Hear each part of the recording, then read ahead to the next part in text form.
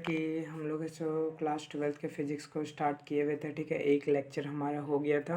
अब हम लोग नेक्स्ट लेक्चर की ओर मूव ऑन करते हैं। ठीक है, तो फर्स्ट लेक्चर में फ्रेंड्स हम लोग इलेक्ट्रोस्टैटिक्स क्या होता है वो देखे थे, चार्ज क्या होता है वो देखे थे, एंड फिर चार्ज के कितने टाइप्स होता है वो भी देखे थे, चार्ज के मेजरमेंट के बारे में पढ़े थे, और फिर कौन कौन से मेथड है ये भी पढ़े थे। ठीक है, और ये हो गया था। ठीक है, 3 मेथड है वो हो गया था। तो आज हम लोग पढ़ेंगे प्रॉपर्टीज ऑफ चार्ज। ठीक है, और एक और पढ़ेंगे कूलॉम्ब्स लॉ। ठीक है, ये दोनों आज हम लोग का पढ़ना है आज हम लोग दोनों को। तो चलिए प्रॉपर्टीज ऑफ चार्ज में देखेंगे हम लोग क्या है सो। तो पहला प्रॉपर्टी है गुणधर्म, चार्ज का गुणधर्म क्या क्या होता है। तो पहला जो गुणधर्म है वो है क्वालिटेटिव नेचर ऑफ चार्ज। ठीक है, गुणात्मक प्रकृति। ठीक है, चार्ज का गुणात्मक प्रकृति क्या होता है। ठीक, तो देखेंगे कि लाइक चार्ज यानी एक जैसा चार्ज, जैसे प्लस प्लस रहा या माइनस माइनस रहा, तो वो दोनों को आमने सामने जब लाया जाए तो रिपेल करता है। ठीक है, एक दूसरे से।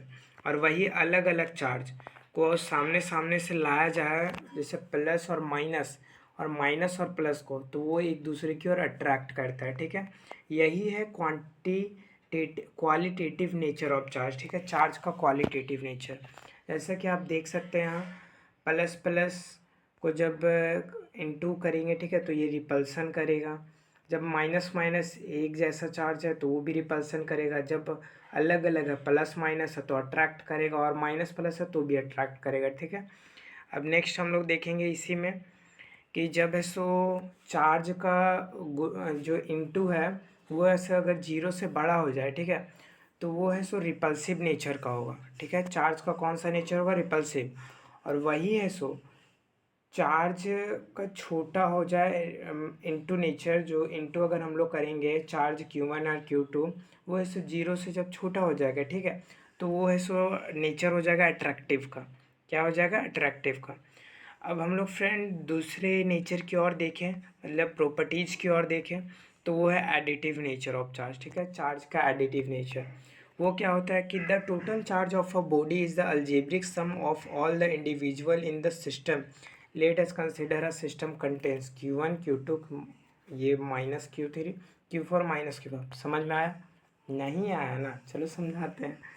इसमें ये है कि एक बॉडी दिया हुआ, ठीक है, उसमें उस बॉडी का जितना चार्ज होगा और उस बॉडी के अंदर में जो जो चार्ज होगा, अगर वो दो जो जो चार्ज होगा, जैसे एक Q1 है, एक Q2 है, एक Q3, एक माइनस Q4 है, ऐसे करके, तो अगर उन लोग सबको जोड़ा जाए, ठीक है, और पूरा बॉडी के वेट को लिया जाए, बॉडी के पूरा चार्ज को एक ही बार में कंटेन किया जाए, तो वो दोनों इक्वल होता है। अभी भी समझ में आया, नहीं आया, चलो देखते हैं। जैसे यहाँ चार्ज दिए हुए कुछ कुछ, ठीक है, एक बॉडी दिया हुआ गेंद ही मान लेते हैं, जिसके अंदर है Q1 है, Q2 है, माइनस Q3 है, Q4 है और माइनस Q5 है। ठीक है, इन लोग सबको जब जोड़ दिया गया, ठीक है, तो देख सकते हैं आप कि पूरा बॉडी का जितना चार्ज होता है उसके इक्वल के बराबर हो गया ये सब, ये पांचों चार्ज का एडिटिव ऐड करने पर, ठीक है, ये इक्वल हो गए। तो यही है एडिटिव नेचर। समझ में आया, आ गया होगा। चलो अब नेक्स्ट की ओर मूव ऑन करते हैं। तो conservation of charge, conservation of charge क्या है, और हाँ, ये एग्जाम में पूछे जाने वाला मोस्ट इम्पॉर्टेंट क्वेश्चन भी है। ठीक है, बहुत बार पूछे जाता है, इसको ध्यान में रखें। तो बस बोलते हैं ना कि जो एनर्जी है सो कभी खपत नहीं होती है, वो बस स्थानांतरित होती है। बस चार्ज के केस में भी वही होता है कि the total charge of an isolated system always remains constant. ठीक है, कि द जो टोटल चार्ज होता है वो हमेशा कांस्टेंट होता है। या फिर आप ये भी बोल सकते हैं कि charge can neither be created nor be destroyed, only it can be transferred from one body to another body. ठीक है, चार्ज इसको कभी भी ना ही क्रिएट किया जा सकता और ना ही इसको डिस्ट्रॉय किया जा सकता है। ये इसको सिर्फ ट्रांसफ़र करता है एक शरीर से दूसरे शरीर में, मतलब एक बॉडी से दूसरे बॉडी में, चाहे वो कोई भी हो। यही है सो कंजर्वेशन ऑफ चार्ज है। जैसे यूरेनियम का देख लें हम लोग, ठीक है, हम लोग यहाँ देख लें कि नंबर देख लेते हैं। यूरेनियम जब टूटता है तो थोरियम में टूट जाता है, हीलियम में टूट जाता है, न्यूट्रॉन में टूट जाता है। जब इन लोग का मतलब जब इन लोग का देखा है हम लोग कि इन लोग का जो मास है और फिर उन लोग को जोड़ के देखें तो एक टू उतना ही आ जाता है। एंड इन लोग का जो नंबर है अगर वो भी जोड़ के देखें तो उतना ही आ जाता है। जैसे यूरेनियम का जितना ये तीनों का अगर जोड़े तो उतना ही आएगा। जैसे नीचे में देख सकते हैं 90 थोरियम का, हीलियम का 2 है, ये दोनों को जोड़ेंगे तो 92 आ गया, यूरेनियम का 92 है। ऐसे ऊपर में 231 थोरियम का है, 4 हीलियम का है और 1 है सो न्यूट्रॉन का, बट 3 ठो न्यूट्रॉन है। जब ये सबको जोड़ेंगे तो 338 आ जाएगा है। तो वही बोल सकते हैं कि ट्रांसफ़र करता है, कभी भी ऐसो क्रिएट नहीं होता है, ना ही कभी डिस्ट्रॉय होता है, ठीक है। तो आप देख सकते हैं number of electron emission is equal to number of electron after emission, ठीक है। पहले जो नंबर ऑफ इलेक्ट्रॉन्स और बाद में जो इतना टूटने के बाद नंबर ऑफ इलेक्ट्रॉन्स हुआ वो इक्वल हुआ, आप देख सकते हैं। अब चौथा प्रॉपर्टीज़ की ओर चले तो वो है क्वांटिजेशन ऑफ चार्ज, ठीक है। तो इसमें क्या है, the net charge of an isolated system is the integral multiple of basic charge, this is called quantisation of charge mathematically. Sir कुछ नहीं समझ में आया, नहीं आया ना, नहीं आया, चलो समझाते हैं। देख सकते हो कि जब है सो हम लोग को कांच होता है, कांच उसको ऐसे रेशम के कपड़े से रगड़ा जाता है ना, तो जो कांच की छड़ से इलेक्ट्रॉन होता है ना वो रेशम की छड़ पर, मतलब रेशम का जो कपड़ा है, रेशम का जो कपड़ा है उस पर स्थानांतरित हो जाता है, तो वो इलेक्ट्रॉन, ठीक है। और फिर सबसे न्यूनतम इलेक्ट्रॉन, वो इलेक्ट्रॉन जो स्थानांतरित हुआ वो, और एक नंबर ऑफ इलेक्ट्रॉन्स होता है, सबसे न्यूनतम इलेक्ट्रॉन होगा वो, उन लोग दोनों का जो मल्टीपल होगा, इंटीग्रल मल्टीपल होगा, वही है सो क्वांटिजेशन ऑफ चार्ज के इक्वल होगा। सर कुछ नहीं समझ में आया, ठीक है, कुछ नहीं समझ में आया तो आगे चलते हैं।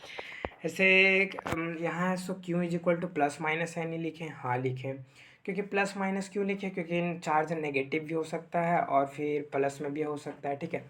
जैसा कि अभी हम लोग देखे थे, अब यहाँ क्यू है सो चार्ज को रिप्रेजेंट कर रहा है, सिस्टम के चार्ज को, और एन है सो इलेक्ट्रॉन्स को रिप्रेजेंट कर रहा है, नंबर ऑफ इलेक्ट्रॉन्स, ठीक है। और ई है सो क्या कर रहा है, बेसिक चार्ज को रिप्रेजेंट कर रहा है, मान लेते हैं, मतलब हाँ। और नंबर ऑफ इलेक्ट्रॉन्स कभी भी है सो, मतलब वो है सो हमेशा पूर्ण रहेगा, 1 2 3 4, कभी भी 1/8 2/8 ऐसे नंबर ऑफ इलेक्ट्रॉन्स तो रहेगा ही नहीं, ठीक है। तो वही है सो नंबर ऑफ इलेक्ट्रॉन जितना दिया हुआ रहेगा, और बेसिक चार्ज कितना होता है याद रखिएगा, 1.602 इंटू 10⁻⁻19 कूलम्ब होता है। इन लोग दोनों का multiple he quantisation of charge होता है, ठीक है। मतलब जो चार्ज दिया हुआ वो और बेसिक चार्ज, ठीक है, मतलब जो इलेक्ट्रॉन्स स्थानांतरित हुआ वो और basic charge, number of electrons स्थानांतरित हुआ वो और बेसिक चार्ज, उन लोग दोनों का multiple he quantisation of charge के इक्वल होता है। आई होप कि आप लोग को बहुत अच्छे तरीके से समझ में आ रहा होगा। चलिए अब हम लोग कूलॉम्ब्स लॉ शुरू करने से पहले ना कंडक्टर और इंसुलेटर क्या होता है वो देखते हैं, ठीक है। तो कंडक्टर वो होता है कि वो मटेरियल जिसमें से इलेक्ट्रिसिटी पास करता है, ठीक है। तो materials which allow the electricity to pass through them are called conductor, जिससे इलेक्ट्रिसिटी हम लोग पास कर सकते हैं, करंट हम लोग बहा सकते हैं, जिसमें करंट दे सकते हैं, ठीक है, वो है सो कंडक्टर। व एग्जाम्पल देख सकते हैं, आयरन जैसे लोहा हो गया, कॉपर हो गया, हम लोग का शरीर हो गया, दे दिया जाए तो झटका लगता है, तो ये सो क्या हुआ, कंडक्टर का एक एग्जांपल है। अब इंसुलेटर में देखा जाए तो इंसुलेटर में क्या होता है कि वो है सो इलेक्ट्रिसिटी पास नहीं होने देता अपने से। जस्ट एग्जांपल अगर हम लोग देखें तो रबर हो गया, प्लास्टिक हो गया, सूखा हुआ लकड़ी हो गया, ये सब जो भी होते हैं इससे है सो कभी भी करंट पास नहीं करता है।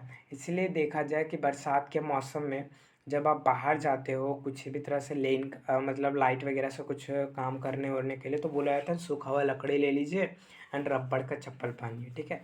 और या फिर हो सके तो प्लास्टिक वाला जो हाथ में ग्लव्स आता है वो वाला पहन के जाइए, तो वो सो आपके अंदर करंट पास नहीं होने देगा और आप बचे हुए रहिएगा, ठीक है। तो आई होप आपको कंडक्टर और इंसुलेटर भी समझ में आ गया, ठीक है। अब लास्ट टॉपिक आज का कूलॉम्ब्स लॉ, उसको हम लोग पढ़ेंगे, ठीक है। तो मान लीजिए ना आपके पास में दो चार्ज है, ठीक है, Q1 और Q2, जो दो एक डिस्टेंस के बीच में रखा गया, मतलब उन लोग दोनों के बीच में कुछ डिस्टेंस है, थोड़ा सा डिस्टेंस है, ठीक है।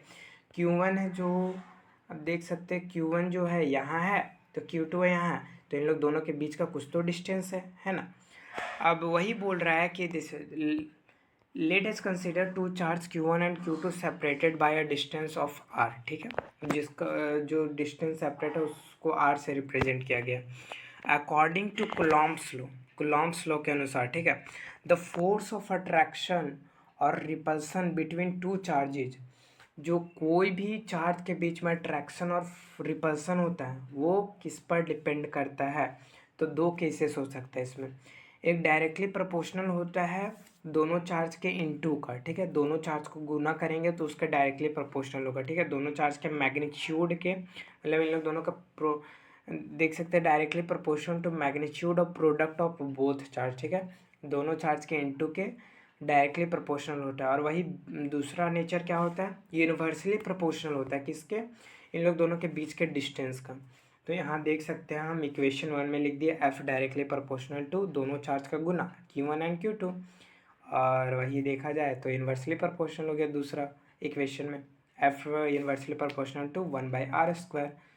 ये दोनों इक्वेशन है। अब ये कैसे लिखे, जब डायरेक्टली प्रोपोर्शनल लिखते हैं ना तो वो ऊपर वाला में लिखा जाता है, जब यूनिवर्सली प्रोपोर्शनल लिखते हैं मतलब उल्टा, ठीक है, एक बढ़ा रहे दूसरा घटा रहे, ठीक है, ऐसा। तो इसीलिए दोनों इक्वेशन को जब मिला दिया गया, ठीक है, तो अब proportional to Q1 into Q2/r², ठीक है, इन लोग दोनों के डायरेक्टली प्रोपोर्शनल, ठीक है, प्रोपोर्शनैलिटी का साइन हटाते हैं, ठीक है, तो एक कांस्टेंट बैठता है जिसको हम लोग के लिख सकते हैं, ठीक है, तो F इज इक्वल टू के Q1 इंटू Q2/r², ये इक्वेशन 3 हो गया, ठीक है।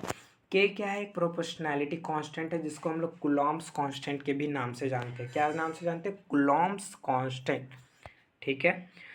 अब के इज इक्वल टू हम लोग लिख सकते हैं 1/4πε0 इंटू ER, ठीक है। ε0 जो हमारा है सो एयर को रिप्रेजेंट कर रहा है, एंड ER है सो जो हमारा मीडियम को रिप्रेजेंट कर रहा है, ठीक है। तो आप यहाँ देख सकते हैं कि के इज इक्वल टू 1/4πε0 हो जाएगा, क्योंकि हम लोग ना यहाँ मीडियम का बात नहीं कर रहे, ठीक है, in the case of air में ले रहे, ठीक है, ε0 हो जाएगा। तो इक्वेशन 3 फ्रॉम इक्वेशन 3 से क्या हो जाएगा कि मीडियम वाला पार्ट हट गया, तो क्या हो जाएगा, क्या हो गया हमारा कि 1/4πε0 Q1 Q2/r², ठीक है। ये है सो कुलॉम्ब्स लॉ है, ये जो फार्मूला है वो कुलॉम्ब्स लॉ है, यही इसी को कुलॉम्ब्स लॉ बोलते हैं, ठीक है। बट फॉर एयर, जब एयर के लिए बात किया जाए तो यहाँ देख सकते हैं कि 1/4πε0 Q1 इंटू Q2/r², ये एयर के लिए कुलॉम्ब्स लॉ, ठीक है, एफ ए लिख देते हैं, ठीक है, ये एयर है ना तो इसलिए ऐसे दर्शा दिए। अब वही मीडियम के लिए देखा जाए तो हम लोग ई आर जो हटाए थे वो मीडियम तो में तो आ जाएगा, तो 1/4πε0 into ER into Q1 into Q2/r², ठीक है, ये मीडियम के लिए। अब दोनों को ना डिवाइड कर दे रहे हैं, क्या कर दे रहे हैं, डिवाइड कर दे रहे हैं। तो जो एफ ए ऊपर में एफ एम ऊपर में, तो ये एफ ए के लिए था और ये एफ एम के लिए था, सारा cut cut cut cut cut cut cut हो गया, लेकिन हमारा सो ER बच गया, ठीक है। तो ये नीचे में बचा, ये जाएगा तो ऊपर में शिफ्ट हो जाएगा, क्योंकि इसके भी डिवाइडेड पार्ट में, इसके भी डिवाइडेड पार्ट में, ठीक है। तो आप देख सकते हैं FA/FM is equal to ER, सिर्फ बच गया। तो ये क्या है ER, ये है सो रिलेटिव परमिटिविटी। अभी तो बोलेंगे सर आप मीडियम को दर्शा रहे थे, बट ना वो वहाँ in the case of air और मीडियम था, इसीलिए समझने के लिए हम बताए थे, ठीक है। बट ये है सो रिलेटिव परमिटिविटी। अब सर रिलेटिव परमिटिविटी क्या है, क्वेश्चन तो उठ रहा होगा, तो वो देखते हैं रिलेटिव परमिटिविटी क्या है, चलो पढ़ते हैं, समझने का कोशिश करना। Relative permittivity of a medium is defined as the ratio of, ठीक है, रिलेटिव परमिटिविटी एक मीडियम है जो डिफाइन करता है किस चीज़ का, रेशियो का, electrostatic force between two charge in air to the same charge at some distance in a given medium, ठीक है। किस चीज़ को डिसाइड कर, किस चीज़ को दर्शाता है वो बताते हैं। कोई भी एक मीडियम दिया हुआ है, कोई भी एक मीडियम दिया हुआ है, ठीक है, उसमें से कुछ डिस्टेंस पे अलग अलग मतलब एक ही तरह का चार्ज या फिर अलग अलग चार्ज रखा हुआ है, ठीक है। तो उन लोग दोनों का जो वो दोनों चार्ज है, ठीक है, वो है so between two charge in air, air में जो चार्ज रखा गया है, तो इलेक्ट्रोस्टैटिक फोर्स उन लोग दोनों का जो बीच का होता है ना, उसका रेशियो को ही डिफाइंड करता है relative permittivity. Ratio F A, यहाँ एक मिनट, FA/FM, इसके रेशियो को ही दर्शाता है हमारा रिलेटिव परमिटिविटी। तो आई होप फ्रेंड्स आपको इसको समझ में आ गया होगा, ठीक है। आज का लेक्चर नंबर 2 जो है सो हमारा, आज हम लोग पढ़ें कि चार्ज का प्रॉपर्टीज़, और फिर है सो कुलॉम्ब्स लॉ को आज हम लोग पढ़े, ठीक है। तो अब हम लोग नेक्स्ट क्लास में नेक्स्ट मूव ऑन करेंगे, ठीक है। हम लोग वेक्टर फॉर्म में वगैरह में देखेंगे। बस आज का इतना ही रखिए, ज़्यादा लंबा लंबा टॉपिक नहीं खींचेंगे, कोशिश करेंगे जल्दी से अच्छे से समझाते हुए चले, ठीक है। Thank you my dear friends, और फिर मिलते हैं नेक्स्ट डे। Bye bye.